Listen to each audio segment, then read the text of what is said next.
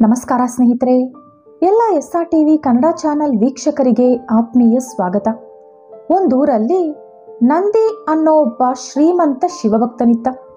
ಇವನಿಗೆ ಸಾಕಷ್ಟು ಮನೆಗಳು, ಬಂಗಲೆಗಳು, ವ್ಯಾಪಾರಗಳು, ಹಸು, ಕರು, ದನ ಹೀಗೆ ಎಷ್ಟೋ ಸಿರಿ ಸಂಪತ್ತು ಇತ್ತು. ಆದರೂ ಇವನಿಗೆ ಶಿವ ಅಂದರೆ ತುಂಬ ಇಷ್ಟ. ಶಿವನಿಗೋಸ್ಕರ ಪ್ರತಿ ಸೋಮವಾರ ಉಪವಾಸ, ಪ್ರತಿದಿನ ಬೆಳಗ್ಗೆನೇ ಎದ್ದು ಶಿವನ ಪೂಜೆ ಮಾಡೋದು. ಶಿವನಿಗೋಸ್ಕರ ಅಂದರೆ ಇವನು ಏನೇನು ಬೇಕಾದರೂ ಬಿಡೋಕೆ ಸಿದ್ಧನಾಗಿದ್ದ. ಇಷ್ಟೊಂದು ಭಕ್ತಿ ಇವನಿಗೆ ಶಿವ ಅಂದರೆ. ಒಂದು ದಿನ ಇವನ ಊರಿನ ಸಮೀಪದಲ್ಲಿರುವಂಥ ಒಂದು ಕಾಡಲ್ಲಿ ಒಂದು ಶಿವಲಿಂಗ ಉದ್ಭವಿಸಿದೆ ಅನ್ನೋ ವಿಷಯನ ಇವನ ಕೆಲಸದವನ ಮುಖಾಂತರ ತಿಳ್ಕೊತಾನೆ. ಎದ್ನೋ ಬಿದ್ನೋ ಅಂತ ಆ ಜಾಗಕ್ಕೆ ಓಡೋಗಿ ನೋಡ್ತಾನೆ. ಅಲ್ಲಿ ಸುಂದರವಾದ ಒಂದು ಶಿವಲಿಂಗ ಉದ್ಭವಿಸಿರುತ್ತೆ. ಇವನು ಆ ಶಿವಲಿಂಗ ನೋಡಿದ ಕೂಡಲೇ ಭಕ್ತಿ ಪರವಶನಾಗಿ ಅಲ್ಲೇ ಕುಳಿತು ಬಿಡ್ತಾನೆ. ಅಲ್ಲಿಂದ ಮನೆಗೆ ವಾಪಸ್ ಬರೋಕೆ ಇವನಿಗೆ ಮನಸ್ಸೇ ಬರಲ್ಲ. ಆದರೆ ಶಿವನಿಗೆ ಒಂದು ದೇವಸ್ಥಾನ ಕಟ್ಟಬೇಕು ಅಂತ ತೀರ್ಮಾನಿಸ್ಕೋತಾನೆ.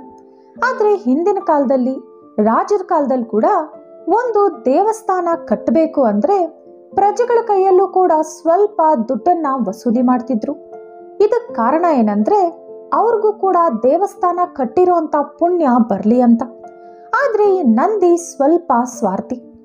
ಇವನು ಶಿವ ನನಗೆ ಮಾತ್ರನೇ ಸ್ವಂತ, ನನ್ನ ಹತ್ರ ಇಲ್ಲದೆ ಇರೋ ದುಡ್ಡ, ಶಿವ ನನಗೆ ಕೊಡದೇ ಇರೋ ದುಡ್ಡ, ಶಿವನ ದೇವಸ್ಥಾನ ನಾನೇ ಕಟ್ತೀನಿ, ಆ ಪುಣ್ಯ ನನಗೆ ಬರಬೇಕು, ಆ ಶಿವ ನನಗೆ ಸ್ವಂತ ಆಗಬೇಕು ಅನ್ನೋ ಕಾರಣಕ್ಕೆ ಇವನು ದುಡ್ಡನ್ನೇ ಖರ್ಚು ಮಾಡಿ ಆ ಕಾಡಲ್ಲಿ ಒಂದು ಪುಟ್ಟ ದೇವಸ್ಥಾನನ ಕಟ್ಟಿದ. ಪ್ರತಿದಿನ ಬೆಳಗ್ಗೆ ನಂದಿ ಇವನೂರಿಂದ ಆ ದೇವಸ್ಥಾನಕ್ಕೆ ಹೋಗಿ ಶಿವಲಿಂಗನ ನೀರಿನಿಂದ ತೊಳೆದು ಪಂಚಾಮೃತ ಅಭಿಷೇಕ ಮಾಡಿ ಹೂಗಳಿಂದ ಅಲಂಕರಿಸಿ ಎಷ್ಟೋ ರುಚಿ ರುಚಿಯಾದಂಥ ನೈವೇದ್ಯ ಸಮರ್ಪಿಸಿ ಸ್ವಲ್ಪ ತಲ್ಲೇ ಕಾಲ ಕಳೆದು ಮನೆಗೆ ವಾಪಸ್ ಬರ್ತಿದ್ದ. ಪ್ರತಿದಿನ ಇದೇ ರೀತಿ ನಡೀತಾ ಇತ್ತು. ಒಂದು ದಿನ ಆ ಕಾಡಿನಲ್ಲೇ ವಾಸ ಇರುವಂತ ಒಬ್ಬ ಬೇಟೆಗಾರ ಜೋರಾಗಿ ಮಳೆ ಬರ್ತಿದೆ ಅನ್ನೋ ಕಾರಣಕ್ಕೆ ಈ ದೇವಸ್ಥಾನಕ್ಕೆ ಬಂದ. ಅಲ್ಲಿ ಶಿವಲಿಂಗನ ನೋಡಿದಂತ ಬೇಟೆಗಾರನಿಗೆ ಏನೋ ಒಂದು ರೀತಿಯಾದ ಭಕ್ತಿ ಭಾವನೆ ಉಂಟಾಯ್ತು. ಅವನು ಅದುವರೆಗೂ ಅಂತ ಒಂದು ಶಿವಲಿಂಗನ ನೋಡಿರ್ಲಿಲ್ಲ. ಕಾಡು ಜನರು ಪೂಜೆ ಮಾಡುವಂತ ದೇವರೇ ವಿಧ ವಿಧವಾಗಿರ್ತಾರೆ. ಹಾಗಾಗಿ ಇವನು ಇಂಥ ಶಿವಲಿಂಗನ ನೋಡಿರೋದೇ ಫಸ್ಟ್ ಟೈಮ್. ಹಾಗಾಗಿ ಶಿವನ ಮೇಲೆ ಅವನಿಗೆ ಒಂದು ರೀತಿಯಾದ ಪ್ರೀತಿ. ಶಿವಲಿಂಗನ ಬಿಟ್ಟು ಹೋಗೋಕೆ ಮನಸ್ಸು ಬರಲಿಲ್ಲ. ಅಲ್ಲೇ ಸ್ವಲ್ಪ ಹೊತ್ತು ಕುತ್ಕೊಂಡು ಮಳೆ ನಿಂತೋದ್ರೂ ಕೂಡ ಶಿವನನ್ನೇ ನೋಡ್ತಾ ಕುಳಿತುಬಿಟ್ಟ. ಸಂಜೆ ಮನೆಗೋಗಿ ಮಾರನೇ ದಿನ ಬೆಳಗ್ಗೆ ಮತ್ತೆ ಶಿವನ ದೇವಸ್ಥಾನಕ್ಕೆ ಬಂದ. ಅಲ್ಲಿ ಶಿವನನ್ನ ಹೂಗಳಿಂದ ಅಲಂಕರಿಸಿ ಶಿವನ ಮುಂದೆ ನೈವೇದ್ಯ ಇಟ್ಟೋಗಿದ್ದ ನಂದಿ. ಅದನ್ನ ನೋಡಿ ಆ ಶಿವನನ್ನ ಮತ್ತೆ ನೋಡ್ತಾ ಕುಳಿತುಕೊಂಡು ಶಿವನ ಮುಂದೆ ಇರೋ ನೈವೇದ್ಯ ತಿಂದು ಆ ಶಿವಲಿಂಗದ ಜೊತೆನೆ ಮಾತಾಡ್ಕೊಂಡು ಬೇಟೆಗಾರ ಕಾಲ ಕಳೆದ. ಒಂದೆರಡು ದಿನ ಇದೇ ರೀತಿ ಕಳೀತು. ಅದಾದ ಮೇಲೆ ಬೇಟೆಗಾರ ಅವನ ಮನಸ್ಸಲ್ಲಿ ಯಾರೋ ಈ ದೇವ್ರನ್ನ ಅಲಂಕಾರ ಮಾಡ್ತಿದ್ದಾರೆ, ನಾನು ನನ್ನ ಕೈಲಾಗಿರೋ ಅಲಂಕಾರ ಮಾಡಬೇಕು ಅನ್ಕೊಂಡು ಪಕ್ಕದಲ್ಲಿರೋ ನದಿಯಿಂದ ನೀರ್ ತಂದು ಸ್ವಚ್ಛಪಡಿಸೋಣ ಅಂತ ಹೋದ. ಆದ್ರೆ ನೀರ್ ತರೋಕೆ ಇವನ ಹತ್ರ ಯಾವುದೇ ರೀತಿಯಾದ ಬಕೆಟ್, ಪಾತ್ರೆ ಇಲ್ಲ. ಹಾಗಾಗಿ ಬಾಯಲ್ಲೇ ಸ್ವಲ್ಪ ನೀರನ್ನ ತುಂಬಿಕೊಂಡ. ಅಲ್ಲೇ ಪಕ್ಕದಲ್ಲಿ ಬೆಳೆದಿರುವಂತ ಒಂದು ಗಿಡದಿಂದ ಸ್ವಲ್ಪ ಎಲೆಗಳನ್ನ ಕಿತ್ಕೊಂಡ. ಆ ಗಿಡ ಬಿಲ್ವ ಗಿಡ ಆಗಿತ್ತು. ಆ ಎಲೆಗಳನ್ನ ತಂದು ಇವನು ಬಾಯಲ್ಲಿರುವಂತ ನೀರನ್ನ ಶಿವಲಿಂಗದ ಮೇಲೆ ಅಭಿಷೇಕ ಮಾಡಿ ಆ ತಂದಿರುವಂತ ಬಿಲ್ವ ಗಿಡದ ಎಲೆಗಳಿಂದ ಶಿವನನ್ನ ಅಲಂಕಾರ ಮಾಡ್ದ. ಆದ್ರೆ ಇವನ ಹತ್ರ ಯಾವುದೇ ರೀತಿಯಾಗಿರುವಂತ ಊಟ, ನೈವೇದ್ಯ ಇರ್ಲಿಲ್ಲ. ಹಾಗಾಗಿ ಇವನಲ್ಲೇ ಇರುವಂತ ಒಂದೆರಡು ಪಕ್ಷಿನ ಬೇಟೆಯಾಡಿ ಅದನ್ನೇ ಶಿವನಿಗೆ ನೈವೇದ್ಯವಾಗಿ ಸಮರ್ಪಿಸ್ತಾ ಇದ್ದ. ಬೆಳಗ್ಗೆ ನಂದಿ ಬಂದು ನೋಡಿದ್ರೆ ಶಿವಲಿಂಗದ ಮೇಲೆ ಇವನು ಅಲಂಕಾರ ಮಾಡಿರುವಂತ ಹೂಗಳು ಇರ್ತಿರ್ಲಿಲ್ಲ. ಬದಲಾಗಿ ಬಿಲ್ವ ಎಲೆಗಳಿರ್ತಿದ್ವು. ಮುಂದೆ ಇವನಿಟ್ಟಿರುವಂತ ನೈವೇದ್ಯದ ಬದಲಾಗಿ ಸತ್ತು ಬಿದ್ದಿರುವಂತ ಪಕ್ಷಿ ಮಾಂಸ ಇರ್ತಿತ್ತು. ಇದರಿಂದ ನಂದಿಗೆ ತುಂಬಾನೇ ಕೋಪ ಬರ್ತಿತ್ತು. ಒಂದೆರಡು ದಿನ ನಂದಿ ಕೂಡ ತಾಳ್ಮೆಯಿಂದ ಸಹಿಸ್ತ. ಆದ್ರೆ ಪ್ರತಿದಿನ ಇದೇ ರೀತಿ ಆಗ್ತಿತ್ತು. ಹಾಗಾಗಿ ಈ ದೇವಸ್ಥಾನ ಕಾಡಲ್ಲಿದ್ರೆ ಇಲ್ಲಿರುವಂತ ಕಾಡು ಮನುಷ್ಯರು ಇದನ್ನ ಅಪವಿತ್ರ ಮಾಡ್ತಾರೆ. ನನ್ನ ಶಿವಲಿಂಗ ತಾನಾಗಿ ಉದ್ಭವಿಸಿರುವಂತ ಪವಿತ್ರವಾದ ಲಿಂಗ, ಈ ಲಿಂಗ ಯಾವಾಗ್ಲೂ ಕೂಡ ಅಪವಿತ್ರ ಆಗ್ಬಾರ್ದು ಅನ್ನೋ ಕಾರಣಕ್ಕೆ ಆ ಶಿವಲಿಂಗನ ಅಲ್ಲಿಂದ ತಗೊಂಡು ಇವನು ಮನೆಗೆ ಹೊರಟೋದ. ಎಂದಿನಂತೆ ಆ ಬೇಟೆಗಾರ ಬಂದು ನೋಡ್ದ. ಅಲ್ಲಿ ದೇವಸ್ಥಾನ ಮಾತ್ರ ಇತ್ತು, ಶಿವಲಿಂಗ ಕಾಣಿಸ್ಲಿಲ್ಲ. ಬೇಟೆಗಾರನ್ಗೆ ಏನು ಮಾಡಬೇಕು ಅಂತ ಅರ್ಥ ಆಗ್ಲಿಲ್ಲ. ಸುತ್ತಮುತ್ತ ಎಲ್ಲ ಕಡೆ ಹುಡುಕಾಡ್ದ, ಎಲ್ಲೂ ಕೂಡ ಶಿವಲಿಂಗ ಕಾಣಿಸ್ಲಿಲ್ಲ. ಅವನಿಗೆ ಹುಚ್ಚಿಡ್ದಷ್ಟು ಕೆಲಸ ಆಯಿತು.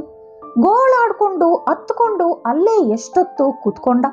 ಆದ್ರೂ ಕೂಡ ಶಿವಲಿಂಗ ಪ್ರತ್ಯಕ್ಷ ಆಗ್ಲಿಲ್ಲ. ಅವನ ಕೈಗೆ ಶಿವಲಿಂಗ ಕಾಣಿಸ್ಲಿಲ್ಲ.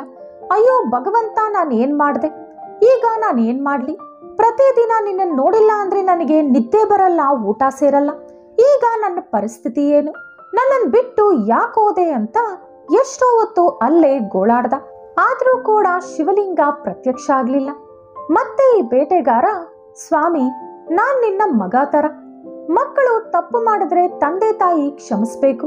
ಅದು ಬಿಟ್ಟು ಈ ರೀತಿ ಮಕ್ಕಳನ್ನ ಅನಾಥರನ್ ಮಾಡಿ ಓಡೋಗ್ಬಾರ್ದು. ನೀನ್ ನನ್ ಬಿಟ್ಟು ಎಲ್ಲೋಗಿದ್ಯಾ? ನಾನು ಮಾಡಿರೋಂತ ತಪ್ಪೇನು? ನಿನಗೆ ಅಪವಿತ್ರವಾಗಿ ನೀರು ಹಾಕ್ತಿದ್ದೀನಿ ಅಂತ ತಪ್ಪಾಯ್ತಾ? ಇಲ್ಲ ನನ್ನ ಕೈಲಾಗಿರೋ ಅಂತ ನೈವೇದ್ಯ ಕೊಡ್ತಿದ್ದೀನಿ, ಅದು ತಪ್ಪ? ನಾನೇನ್ ಮಾಡ್ಲಿ? ಬೇರೆಯವ್ರ ತರ ನನ್ನ ಹತ್ರ ಬಣ್ಣ ಬಣ್ಣದ ಹೂಗಳಿಲ್ಲ ನಿನ್ನನ್ನ ಅಲಂಕಾರ ಮಾಡೋಕೆ. ನಾನೊಬ್ಬ ಬೇಟೆಗಾರ. ನನಗೆ ಸಿಕ್ಕಿರೋ ಅಂತ ಎಲೆ ಹೂವಿಂದಾನೇ ನಿನ್ನನ್ನ ಅಲಂಕಾರ ಮಾಡೋಕೆ ಸಾಧ್ಯ. ನನ್ನ ಕೈಲಾದ ಪ್ರಸಾದ ಮಾತ್ರನೇ ನಿನಗೆ ತರೋಕ್ ಸಾಧ್ಯ. ನನಗೆ ತಿನ್ನೋಕೆ ಊಟ ಇಲ್ಲ. ಹಾಗಿರುವಾಗ ಯಾವ ರೀತಿ ನಾನು ರುಚಿ ರುಚಿಯಾಗಿರುವಂತ ನೈವೇದ್ಯನ ಸಿದ್ಧಪಡಿಸಿ ನಿನಗೆ ತರ್ಲಿ? ನನ್ನ ಹತ್ರ ನೀರು ತರೋಕೆ ಯಾವುದೇ ಪಾತ್ರೆ ಇಲ್ಲ. ನಾನು ಬಾಯಲ್ಲೇ ತಂದು ನಿನಗೆ ಅಭಿಷೇಕ ಮಾಡಬೇಕು. ಇದು ನಿನಗೆ ಹಿಡಿಸಿಲ್ಲ ಅನ್ಕೋತೀನಿ. ಅಷ್ಟು ಮಾತ್ರಕ್ಕೆ ನೀನ್ ನನ್ನನ್ನ ಬೈದು ಬುದ್ಧಿ ಹೇಳ್ಬೇಕು. ಅದು ಬಿಟ್ಟು ನನ್ನನ್ನೇ ಬಿಟ್ಟು ಯಾವ ರೀತಿ ಹೊಟ್ಟೋಗ್ತೀಯಾ ಅಂತ ಮತ್ತೆ ಗೋಳಾಡ್ದ. ಅವನು ಎಷ್ಟೇ ಹತ್ರೂ ಕೂಡ ಶಿವ ಅಲ್ಲಿ ಪ್ರತ್ಯಕ್ಷ ಆಗ್ಲಿಲ್ಲ. ಅವನು ಹತ್ತು ಕರೆದ್ರೆ ಮತ್ತೆ ಶಿವ ಅವನ ಮುಂದೆ ಪ್ರತ್ಯಕ್ಷ ಆಗ್ತಾನೆ ಅನ್ನೋಷ್ಟು ಮೂರ್ಖ ಅವನು. ಅವನು ಎಷ್ಟು ಹತ್ರೂ ಕೂಡ ಶಿವ ಅಲ್ಲಿ ಪ್ರತ್ಯಕ್ಷ ಆಗ್ಲಿಲ್ಲ. ಕೊನೆಗೆ ಇವನು, ದೇವ್ರೆ, ನಾನು ಏನು ಮಾಡಿದ್ರೂ ಕೂಡ ನೀನು ಬರ್ತಾ ಇಲ್ಲ. ನಿನಗೆ ಎಷ್ಟೊಂದು ಕೋಪ ಬಂದಿದೆ ಅಂತ ನಾನು ಅರ್ಥ ಮಾಡ್ಕೋಬಲ್ಲೆ. ಹಾಗಾಗಿ ಸರಿ, ಇವತ್ತು ನಿನಗೆ ತುಂಬಾನೇ ರುಚಿಕರವಾಗಿರುವಂತ ಪವಿತ್ರವಾದ ನೈವೇದ್ಯ ನಾನು ಕೊಡ್ತೀನಿ ಅಂತ ಹೇಳಿ ಅವನ ಹತ್ರ ಇರೋ ಕತ್ತಿಯಿಂದ ಒಂದೇ ಸಾರಿ ಅವನ ತಲೆನ ಕತ್ತರಿಸ್ದ.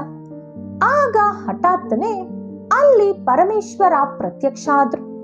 ಪರಮೇಶ್ವರ ಪ್ರತ್ಯಕ್ಷ ಆದ ತಕ್ಷಣ ಇವನು ರುಂಡ ಮುಂಡ ಒಂದು ಕಡೆ ಕೂಡ್ಕೊಂಡು ಮತ್ತೆ ಬೇಟೆಗಾರ ಎದ್ದು ನಿಂತ. ಆಗಸದಿಂದ ದೇವತೆಗಳು ಹೂಮಳೆನ ಸುರಿಸಿದ್ರು. ದೇವ ದುಂದುಬಿಗಳು ಮೊಳಗಿದ್ವು. ಒಂದೇ ಸಲಕ್ಕೆ ಅಲ್ಲಿರೋ ವಾತಾವರಣ ಎಲ್ಲ ದೇವಲೋಕತ್ತರ ಬದಲಾಯಿತು. ಈ ಬೇಟೆಗಾರನ ಆನಂದಕ್ಕೆ ಪಾರವೇ ಇಲ್ಲ. ಶಿವನನ್ನ ಓಡೋಗಿ ಅಪ್ಕೊಂಡ. ಶಿವ, ನನ್ನನ್ನ ಇನ್ನೊಂದು ಸಾರಿ ನೀನ್ ಬಿಟ್ಟು ಹೋಗಬಾರ್ದು. ನೀನು ಇನ್ನೊಂದು ಸಾರಿ ಬಿಟ್ಟೋದ್ರೆ ಮತ್ತೆ ನಾನು ಇದೇ ರೀತಿ ನನ್ನ ತಲೆನ ಕತ್ತರಿಸ್ಕೊಳ್ತೀನಿ ಅಂತ ಶಿವನನ್ನ ಹೆದರ್ಸೋಕೆ ಪ್ರಯತ್ನ ಪಟ್ಟ. ಶಿವ ನಗತಾ ಇವನನ್ನ ಮತ್ತೆ ಅಪ್ಕೊಂಡ್ರು. ಅದೇ ಸಮಯದಲ್ಲಿ ನಂದಿ, ಈಗ ನಾನು ಶಿವಲಿಂಗನ ಮನೆಗೆ ತಂದಿದ್ದೀನಿ. ನನ್ನ ಶಿವಲಿಂಗನ ಅಪವಿತ್ರ ಮಾಡ್ತಿರೋ ಅಂತ ವ್ಯಕ್ತಿ ಯಾರಿರ್ಬೋದು? ಈಗ ಅವನು ಏನ್ ಮಾಡ್ತಿರ್ಬೋದು ನೋಡೋಣ ಅನ್ಕೊಂಡು ಮತ್ತೆ ಆ ದೇವಸ್ಥಾನಕ್ಕೆ ಬಂದು ನೋಡ್ದ. ಅಲ್ಲಿ ನೋಡಿದ್ರೆ ಆ ದೇವಸ್ಥಾನನೇ ಸ್ವರ್ಗ ಲೋಕದಂತಿತ್ತು. ಸಾಕ್ಷಾತ್ ಪರಮೇಶ್ವರ ಅಲ್ಲಿ ಪ್ರತ್ಯಕ್ಷ ಆಗಿದ್ರು. ಪರಮೇಶ್ವರ ಈ ಬೇಟೆಗಾರನನ್ನ ಅಪ್ಕೊಂಡಿದ್ರು. ಅದನ್ನ ನೋಡಿ ನಂದಿ ಕಣ್ಣಲ್ಲಿ ನೀರು ಜಳಜಳ ಅಂತ ಸುರಿತು. ಓಡ್ ಬಂದು ಪರಮೇಶ್ವರನ ಕಾಲಿನ ಮೇಲೆ ಬಿದ್ದು ಕ್ಷಮೆ ಕೇಳ್ದ. ಸ್ವಾಮಿ, ನಾನೆಂಥ ಮುಟ್ಟಾಳ. ನೀನು ಈ ಲೋಕಕ್ಕೆ ತಂದೆ ಅಂತ ನೀನು ನನಗ್ ಮಾತ್ರನೇ ಸ್ವಂತ ಅನ್ಕೊಂಡೆ. ನಿನ್ನನ್ನ ಯಾರೊಂದಿಗೂ ಹಂಚ್ಕೋಬಾರ್ದು ಅನ್ಕೊಂಡೆ. ಆ ಉದ್ದೇಶದಿಂದ ಇಂಥ ಮಹಾಭಕ್ತನಿಂದ ನಿನ್ನನ್ನ ದೂರ ಮಾಡಿದೆ. ಆದ್ರೂ ಕೂಡ ನೀನು ಆ ಭಕ್ತನನ್ನೇ ಕರುಣಿಸ್ದೆ. ಇಷ್ಟೊಂದು ವರ್ಷ ನಿನ್ನನ್ನ ಎಷ್ಟೋ ಆಡಂಬರದಿಂದ ನೋಡ್ಕೊಂಡಂತ ನನ್ನ ಮುಂದೆ ನೀನು ಒಂದಿನಾನು ಪ್ರತ್ಯಕ್ಷ ಆಗ್ಲಿಲ್ಲ. ನಿನ್ನನ್ನ ಅಪವಿತ್ರಗೊಳಿಸ್ತಾ ಇರುವಂತ ಈ ಭಕ್ತನ ಮುಂದೆ ಪ್ರತ್ಯಕ್ಷ ಆದೆ. ನಾನು ಮಾಡಿರೋ ತಪ್ಪೇನು ಹೇಳು ಅಂತ ಕೇಳ್ದ. ಆಗ ಪರಮೇಶ್ವರ, ನಂದಿ, ನೀನ್ ನನ್ನ ಮಹಾಭಕ್ತ. ನಿನ್ನಂತೇನೆ ಈ ಬೇಟೆಗಾರ ಕೂಡ ನನ್ನ ಮಹಾಭಕ್ತ. ನಿನ್ನ ಕೈಲಾದಂತೆ ನನ್ನನ್ನ ಪೂಜೆ ಮಾಡ್ದೆ. ಇವನ ಕೈಲಾದಂತೆ ಇವನನ್ನ ಪೂಜೆ ಮಾಡ್ದ. ನೀನು ನೈವೇದ್ಯ ಕೊಟ್ಟೆ, ಇವನು ನೈವೇದ್ಯ ಕೊಟ್ಟ. ನೀನು ಹೂಗಳಿಂದ ಅಲಂಕರಿಸ್ದೆ, ಇವನ್ ನನಗೆ ಎಷ್ಟೋ ಇಷ್ಟ ಆಗಿರುವಂತ ಬಿಲ್ವದ ಎಲೆಗಳಿಂದ ಅಲಂಕರಿಸ್ದ. ನೀನು ನನಗೆ ನೀರಿನಿಂದ ಅಭಿಷೇಕ ಮಾಡಿದೆ, ಇವನು ನನಗೆ ನೀರಿನಿಂದ ಅಭಿಷೇಕ ಮಾಡ್ದ. ನಿಮ್ಮಿಬ್ಬರ ಭಕ್ತಿಯಲ್ಲಿ ಪ್ರೀತಿಯಲ್ಲಿ ನನಗೆ ಎಂಥ ಲೋಪ ಭೇದ ಭಾವ ಕೂಡ ಕಾಣಿಸ್ಲಿಲ್ಲ. ಇನ್ನು ಮುಂದೆ ನೀವು ನನ್ನ ಜೊತೆನೆ ಇರುತ್ತೀರಿ ಎಂದು ಹೇಳಿ ಅವರಿಬ್ಬರನ್ನ ಕೂಡ ಶಿವನ ಲೋಕಕ್ಕೆ ಕರೆದೋದ್ರು. ನೋಡಿದ್ರಲ್ಲ ಸ್ನೇಹಿತರೆ, ದೇವರನ್ನ ನಾವು ಭಕ್ತಿಯಿಂದ ಪೂಜೆ ಮಾಡಿದ್ರೆ ಸಾಕು. ಇದೇ ರೀತಿ ಮಾಡಬೇಕು, ಅದೇ ರೀತಿ ಮಾಡಬೇಕು ಅಂತ ಶಿವ ಯಾವತ್ತೂ ಕೂಡ ಕೇಳಲ್ಲ. ಶಿವ ನಮ್ಮಲ್ಲಿ ಬಯಸೋದು ಕೇವಲ ನಮ್ಮ ನಿರ್ಮಲವಾದ ಭಕ್ತಿ ಮಾತ್ರ. ಅದೊಂದನ್ನು ನಾವು ಕೊಟ್ರೆ ಸಾಕು, ಶಿವ ನಮ್ಮ ಜೊತೆನೆ ಇರ್ತಾರೆ ಅಂತ ಈ ಕತೆ ನಮಗೆ ಹೇಳುತ್ತೆ. ಈ ವಿಡಿಯೋ ನಿಮಗಿಷ್ಟವಾದರೆ ಲೈಕ್ ಹಾಗೂ ಶೇರ್ ಮಾಡಿ. ಇಂತಹ ಹೆಚ್ಚಿನ ಉತ್ತಮ ಕಥೆಗಳಿಗಾಗಿ ತಪ್ಪದೇ ನಮ್ಮ ಚಾನೆಲ್ ಅನ್ನು ಸಬ್ಸ್ಕ್ರೈಬ್ ಮಾಡ್ಕೊಳ್ಳಿ. ನಾಳೆ ಮತ್ತೊಂದು ವಿಡಿಯೋದೊಂದಿಗೆ ಪುನಃ ಭೇಟಿಯಾಗೋಣ. ಧನ್ಯವಾದಗಳು.